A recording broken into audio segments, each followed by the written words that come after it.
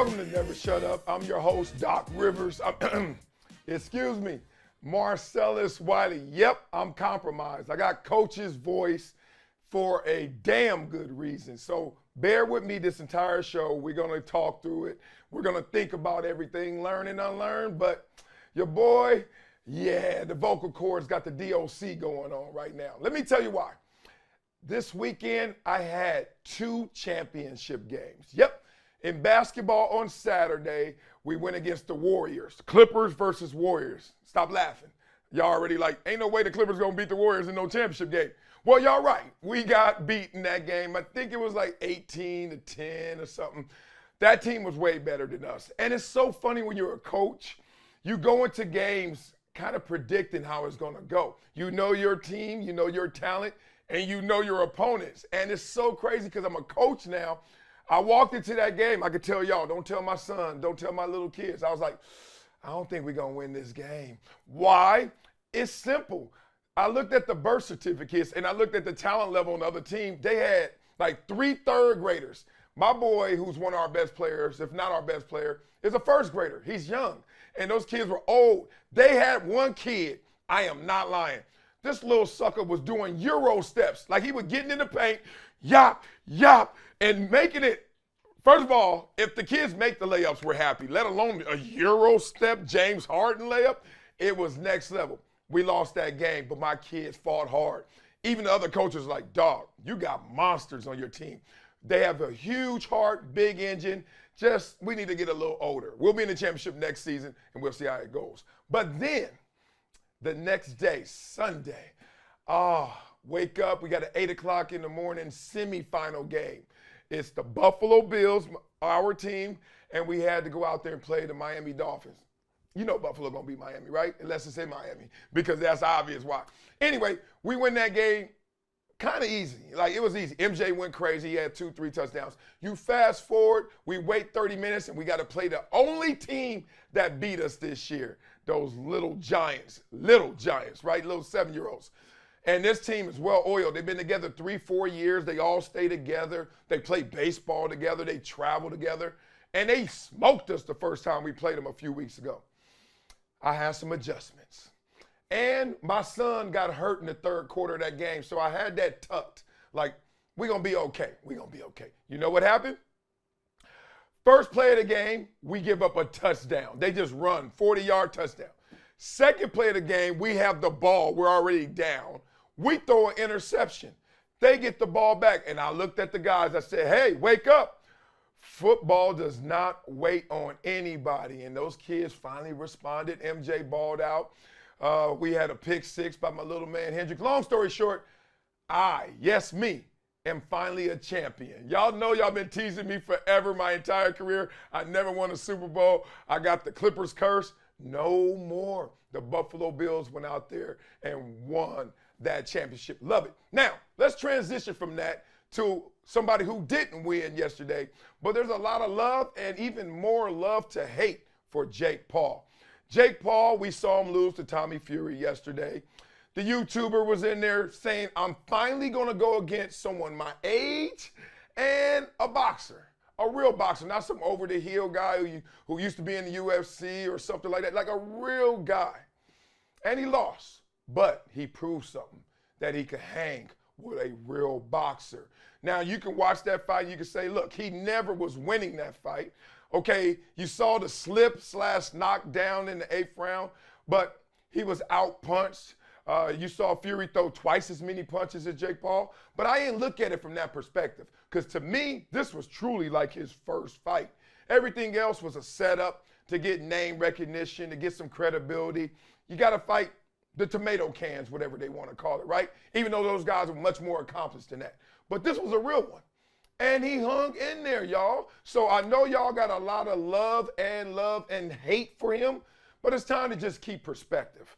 The hardest thing I've ever done in my life was training for boxing. Like athletes, I'm a professional athlete. Athletes from every sport and endeavor, when they say, oh, you really want to get in shape? Go box, right? So I did. Freddie Roach has a gym out here, Wild Card Gym. Everyone knows who Freddie Roach is, right? World-renowned trainer. Had Manny Pacquiao in there.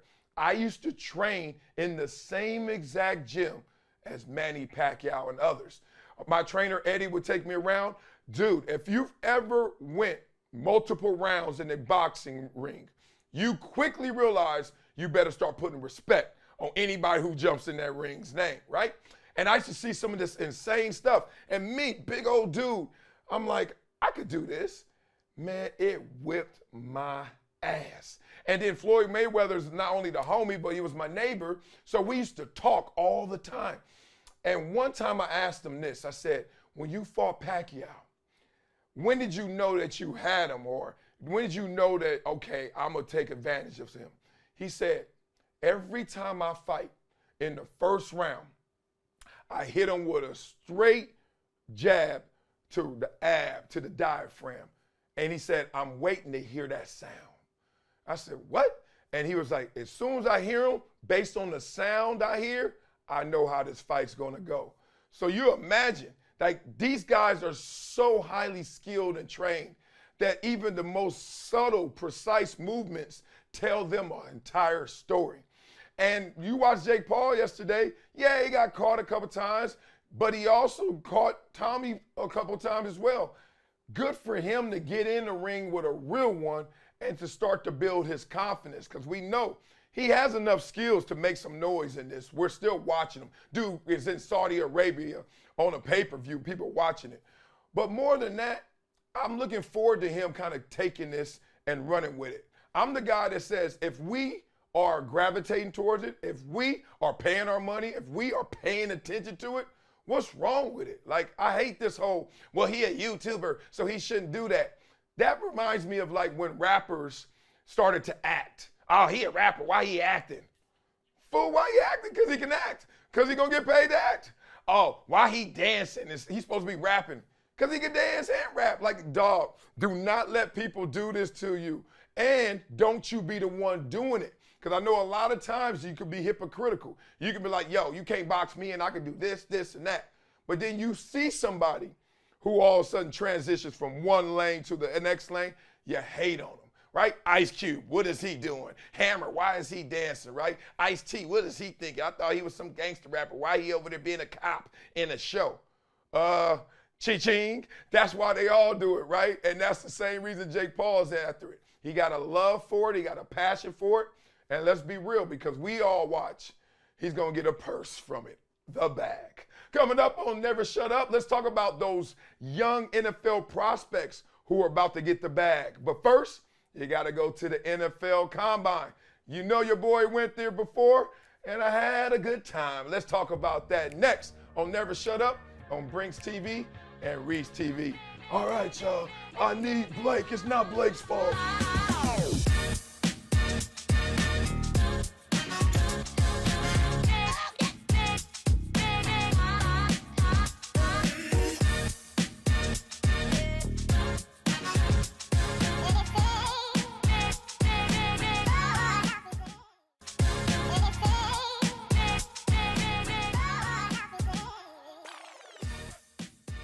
Welcome back to Never Shut Up. It's your boy, Doc Rivers, Marcellus, Wiley in the building, y'all. Hey, let's get through this, because this is fun. The NFL Combine. Now, I know 99.9% of my viewers out there obviously did not participate in the NFL Combine, but we're all mesmerized by it, right? At least you got to sit down and watch the 40-yard dashes, right? Or hear the times, or how many bench press reps did he get?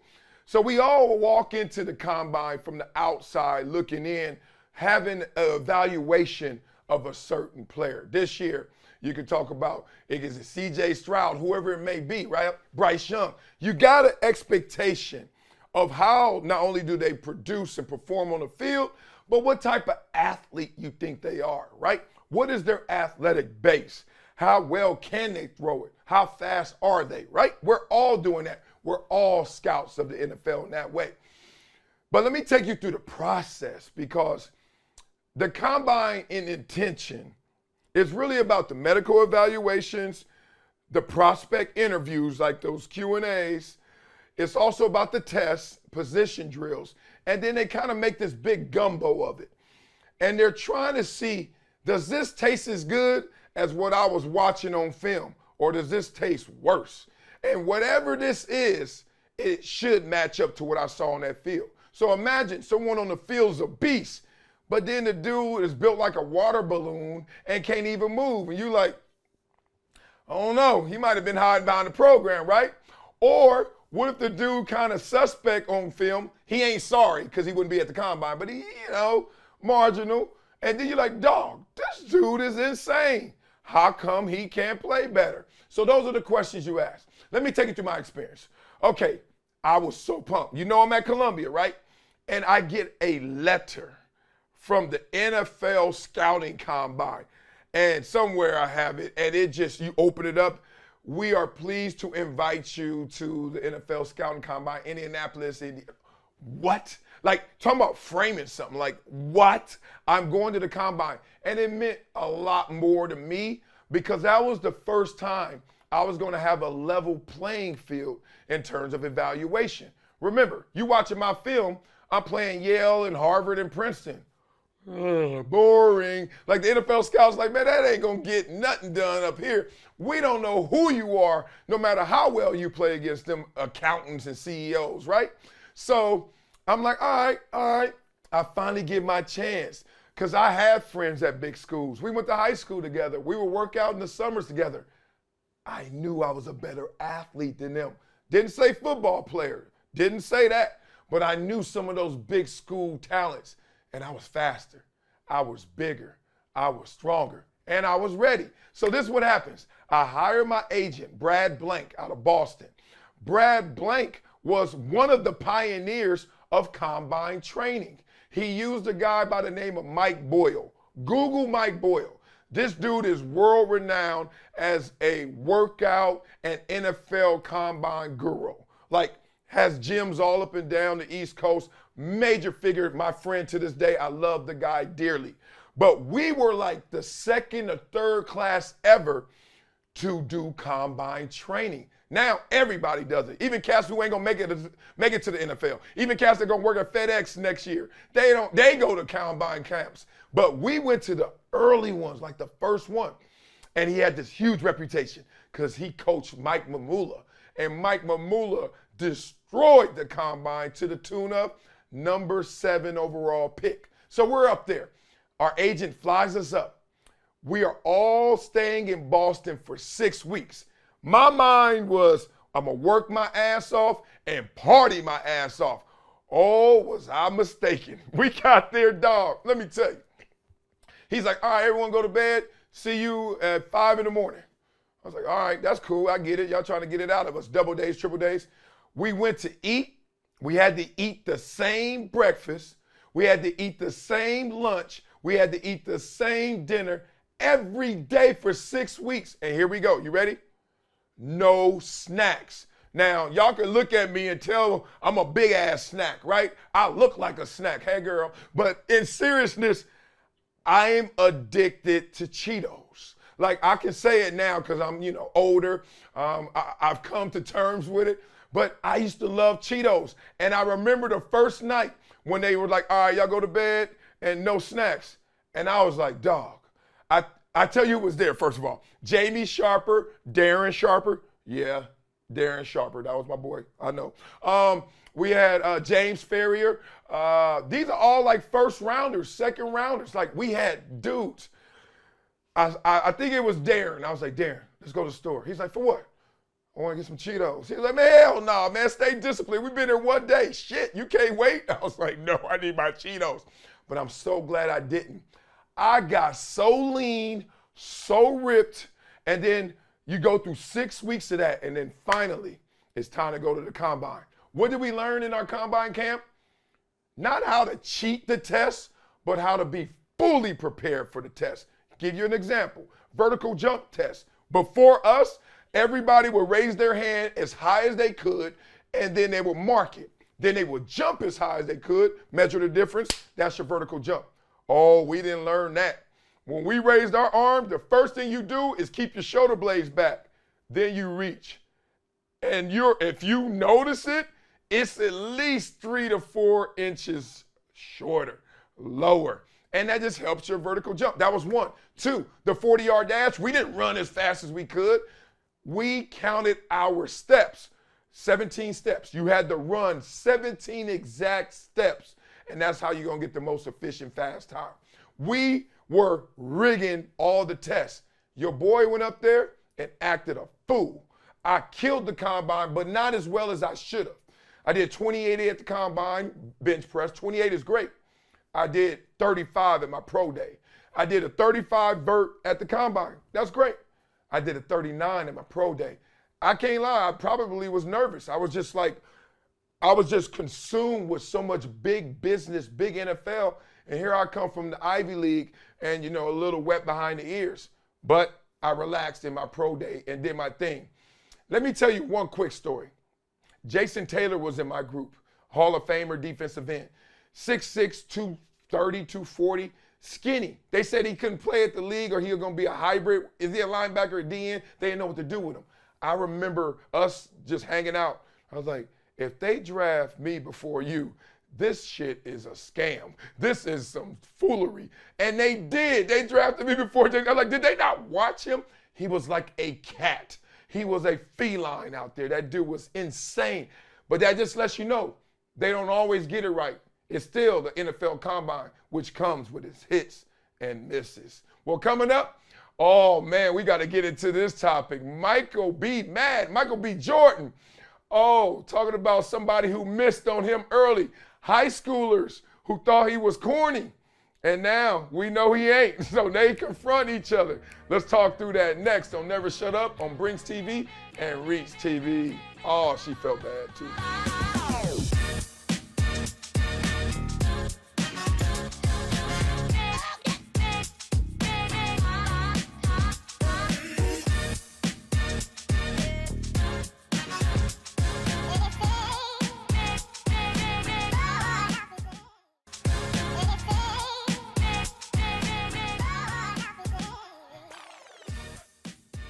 Welcome back to Never Shut Up. It's your boy Marcellus, Wiley, Doc Rivers. I'm starting to hang a little bit, right? It ain't Blake's fault. It's not Blake's fault. Oh, man, let's talk about Michael B. Jordan, who my daughter swears by. One time we were eating somewhere on Melrose, and she walked out because she had to go to the car for something, and she took forever. And I'm the type of parent, man, I ain't about to hover over you, helicopter you. You older than me, damn near, girl. You old. You can do what you want to do. But she came back just like, oh, daddy, daddy, daddy. I was like, what's up? She's like, I saw Michael B. Jordan. I said, oh, that's dope. Now, inside of me, I was like, damn, you're a groupie. Like, calm down. Like, it's just Michael B. Jordan, all right? I was like, damn, I hate that. But then she said, and he took a picture with me. Then I was like, props. All right, good for you. Because obviously, that was a great exchange and something she's going to remember forever. But Michael B. Jordan didn't always have great exchanges. Let's go back to high school days, and we're going to all get familiar with this one. He went viral this weekend. He did a red carpet interview for Creed 3. He thought the lady interviewing him, who was a former classmate of him, talked shit about him before, right? L'Oreal, old classmate that he thought said he was corny. But it wasn't actually her. It was Dominique the Diva. Y'all stop naming these kids like this. It was Dominique the Viva, right? So he thought it was the other girl. But the point is, forget all that. He got his moment. You know that moment? That moment that Outkast talked about, Andre 3000? He said, remember me from school? No, not really. And you remember those moments? Like, this is like the rags to riches culmination of people who sleep on you when you're young or people who dish you when you're young. And all of a sudden, you become the man, right? It happened to me. Y'all know it happened to me because I was a late bloomer. Not only was I dusty, this was a time where they wasn't loving dark skin like they do now. Like, before Michael Jordan, like they were looking at me like, look at this dusty old dude, calling me African booty scratcher, all that stuff. Like all the girls just clowning. And I was like, I didn't care because I actually was corny. I was like, y'all right. Like I like being silly. Like, I ain't trying to be tough guy, I ain't trying to be hard. Where I'm from, that got you killed. So I was like, nah, I'm gonna be the opposite. I'm gonna be corny, I'm gonna be jovial. So girls slept on me. I had a girlfriend here and there, but they slept on me. Then I went to college, Columbia, away from LA, away from all my homies, right? And they really thought I was done. They was like, he went there to be a nerd because he is a nerd, and forget that NFL talk that everybody was saying about him. But I came back with those combine muscles, right? I came back 6'4", 280. Imagine this. I graduate high school, I'm 6 feet, 180. I come back, my draft party, I'm 6'4", 280. Let's just say those ladies were singing a different tune that time. Give you an example. Just like Michael B. Jordan. One of my girlfriends that broke up with me in college dissed me. Not only did she break up with me, she said, I'm getting back with my ex because we got unfinished business. I was like, you could have just stopped that we breaking up. You ain't got to tell me why and where you going. Like, I don't need to know that. Like, damn, he had you before me and he got you again. Killed me. But my draft day party is at my house, CNN, and everyone's there filming it. And guess who wants to show up to support me? Her. And I wasn't mad because I did have love for her, but I was like, how convenient your ass all of a sudden want to come back into my life and support me. So I let her come because I knew in my mind she wasn't getting nothing from me, but I was like, I want you to suffer through this success that I'm going through, right? We fast forward to the actual party. Not only is she there, but 2 other girls that dissed your boy too. And they macking.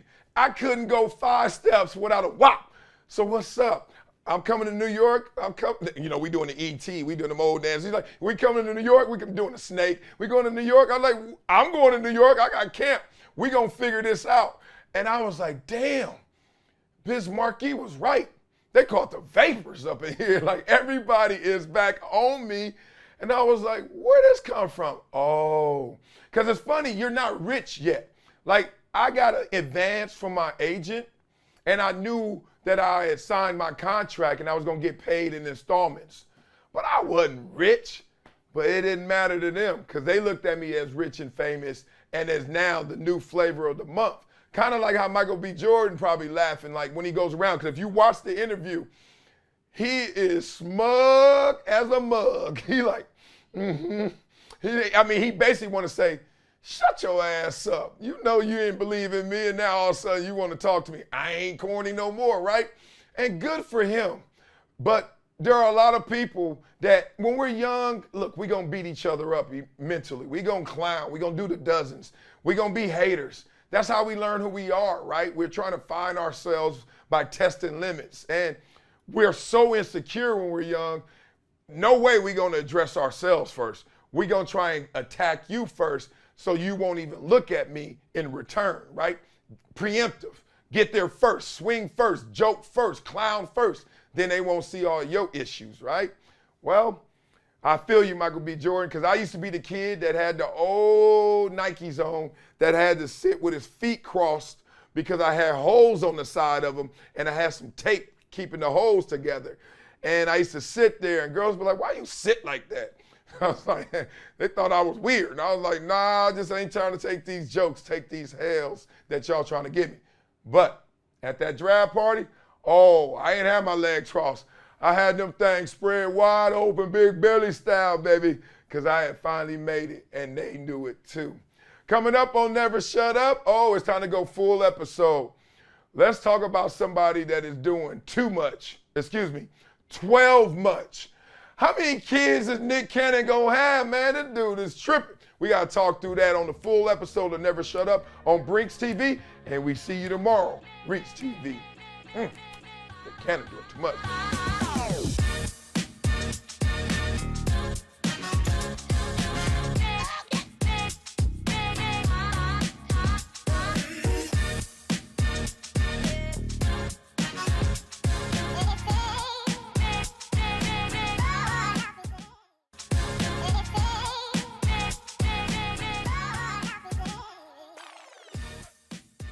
Welcome back to Never Shut Up, full episode, raw edition right now. And speaking of raw, Nick Cannon must have been going raw. Oh, let me stop, that is so raunchy. Nick Cannon, we know. It's weird, this dude is so talented, but he is gonna go down in legacy and history, not because of his talents on air, but in the bedroom, because this dude got 12 kids with no end in sight. I don't know how many baby mamas, but actually one of them lived right around the corner from me in my old house. I used to see Nick all the time and the family over there. But this story has so many layers that I think really will talk to us in terms of what Nick Cannon is thinking, doing, and how we feel about it, right? I'm going to preface it by saying I am not trying to tell another grown man how to act when he's not killing anybody, right? But I do have an opinion on this, and we're going to have to get to it. Let's get his quote out the way. He's like, God decides when we're done. But I believe I definitely got my hands full. I'm so focused. I'm locked in. He keeps talking, but it's like, come on, Nick. Okay, here we go. Let me just start off by saying this is irresponsible. And it's irresponsible because I know Nick Cannon can financially take care of all those kids, right? But can he emotionally tend to all those kids, right? Can he, in terms of their spirit and their needs, always be there for them in terms of physical time spent with those kids? More than that, what do the kids feel in terms of the tab that they have on daddy's time spent and daddy's attention span? There's one thing to be there, and it's another thing to be present. And I've learned this the hard way, whether it was my parents or me. You know, you get busy. You got the world in your hand because you have a phone. And how many times as a parent has your kids been talking to you and you've been talking back to your kids through your phone? You doing your work. You're on Instagram. You're finishing that text. Yeah, okay, MJ. Okay. And I'm like, that's what kids hate. Disdain for. I want the connection. I want your interest. I want your attention. I don't just want you in the building. I don't want you just coming every now and then over. And that's why I say irresponsible. And it's not a judgment of Nick Cannon, even though it's going to fall that way. It's the judgment of the thought process that having 12 kids, not by the same person, not in the same home, and that would be hell to pay, right, if you did that, but scattered, all different places, like you literally are part-timing all of those kids on purpose. Now, things happen in this world, and I get it, right? You know, unintended consequences or the fact that this is reality. Like, all right, we were together, we got 3 kids, or we're divorced, we're co-parenting. Okay, I get you. But 12 kids, and you're talking about I'm not done yet. I just think it's robbery of those kids and how they are going to feel. Trust me, I only had one sister in the house growing up, and I felt at times distant from my parents. They weren't connected to me. Where y'all going? Why y'all hanging out? Why don't y'all just kick it with us, play games with us, ride bikes with us, right? Kids, their demands never cease. My wife always laughs. Every morning, we basically count how many times the kids gonna say, mommy, mommy, mommy, mommy, mommy. I'm not lying to y'all. Our kids would say mommy 70 times before we even leave the house to go to school. And you imagine you're not there? Daddy, daddy, daddy, daddy. And it's just an echo because you're not there. Because you're somewhere else with another kid who may have you, but knows that pain of that echo because he was just that kid. To me, it's just irresponsible. Like, those kids. I mean, I'm not saying anything bad is going to happen to those kids. We all can make it. You know, we can be greater than our greatest excuse. But damn, talking about having a disadvantage in terms of connection, a balance in the home, a mom, a father, nuclear family, balancing it out emotionally, logically, rationally, irrationally. Like, you got to have it all mixed in to make the best version of yourself again, which is your kids. And those kids know how difficult it may be. They may not be able to articulate it, but they're starting to feel that they have to. Because I know for my daughter, who was raised without me, this is why I always talk about myself first. I always show you my scars first. Because I want to let you know I'm not perfect. And I'm not here to judge Nick Cannon. I had moments when I was distant from my daughter because baby mama moved, and it killed me. But that's selfish.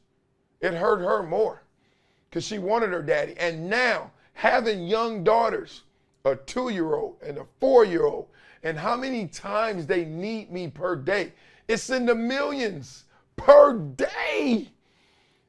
And I didn't give my daughter what she needed all those years she was growing up. So I just look at this situation like a bandwidth conversation. It's not personal. It's just like, how much bandwidth can one person have? Especially with 12 kids kind of all scattered around. Financially, you're good. I think emotionally it's going to be challenging for these kids, right? So you say you got the money to do it, but I think those kids emotionally look at that as insufficient funds. All right, guys, you know how we finish this show? What a Wileyism right now. Let's get into this Wileyism. This is what my grandma used to always say.